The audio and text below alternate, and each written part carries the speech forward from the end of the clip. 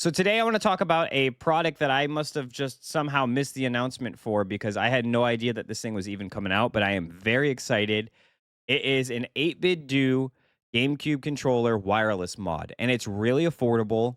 I'll take a peek at it here for you to be able to see here. So it's only coming in at $25.98. However, you do need to order a separate $25 receiver if you want to use this with the original GameCube. But the cool thing is, it's adding a lot of functionality that I think makes it a really, really good wireless option, especially if you're in emulation and you want to use this on like Dolphin. It's going to give you that super authentic feeling. Or if you want to just use it on your original GameCube, if you get that adapter piece, you'll have the ability to do that. So I'm going to be ordering a couple of these here and we will be building them on the channel. So stay tuned for that one. If you want to see that video, make sure you sub down below. But the cool thing is, it's going to allow you to retain your original membranes and buttons and shell. And you just replace the motherboard that you see here. It already has its own battery pack. If we zoom in a little, quality is pretty bad, but if you zoom in a little, there's a battery pack already there, and we're getting a Hall effect stick. So having a Hall effect joystick is going to increase the accuracy, of course, and the longevity of the device. You don't have to really worry about it getting drift or anything. However, I don't think I've ever experienced an original GameCube controller with drift. I've seen them broken, but still, it's very nice to have nonetheless. And it's really cool. I think this is a neat thing that they're doing. They did this once before with the N64 controller. I'm just not the biggest fan of the N64 controller, so whenever I get a chance to use an alternative mean to play a N64 game, I'm going to do that because, yeah, that thing's terrible. But if you look here, we have the 8bitdo retro receiver, 24.99. So $50 to basically get the complete kit if you want to use this on an original GameCube. Now, like I said, my main piece of excitement for this is going to be to use it with emulation, being able to use this on a mini PC that I'm going to be building for the new studio. Because to be honest, that's the one thing about the GameCube controller is being able to use something like a real Wavebird. It adds to the nostalgic feeling. The games play properly, and it's just such a good feeling controller.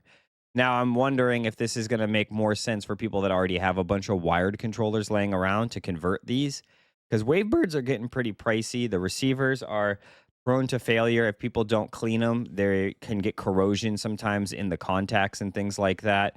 A lot of people list them as broken.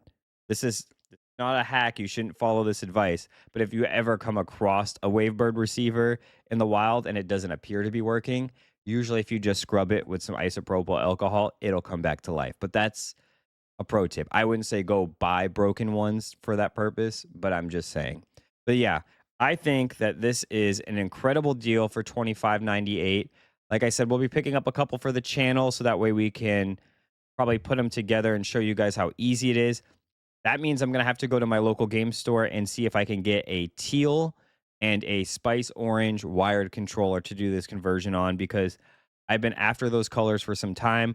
They did at my local game store recently have a teal one, but they wanted $60 for it. But if I know that I'm going to be able to make it into a wireless controller, I'll fork out that amount. So really, really cool here. Looks like it charges with USB. It's going to include everything that you need to put this together in the kit. And if you look down here, they have the same one that they have for the N64. They have one for the NES, and they also have one for the Sega Mega Drive.